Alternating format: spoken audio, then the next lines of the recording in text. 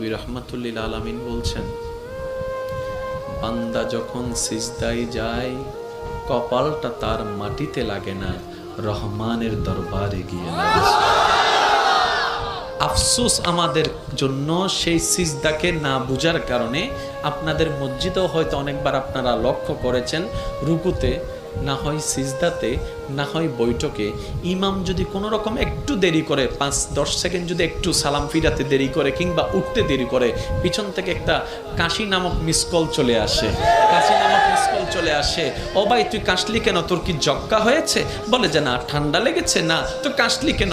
বলে যে হুজুরকে একটু সিগন্যাল দিলাম। কিসের সিগন্যাল? বলে যে আমার 3 তাসবিহ শেষ হয়েছে। হুজুর আপনারটা শেষ হলে আপনি এবার তুলতে পারেন, আপনি এবার মাথাটা তুলতে পারেন, আপনি এবার মাথাটা তুলতে পারেন। হুজুর আমার তাশাহুদ শেষ হয়েছে, দরুদ শেষ হয়েছে, আপনার শেষ হলে আপনি এবার সালামটা ফিরাতে পারেন। কিরে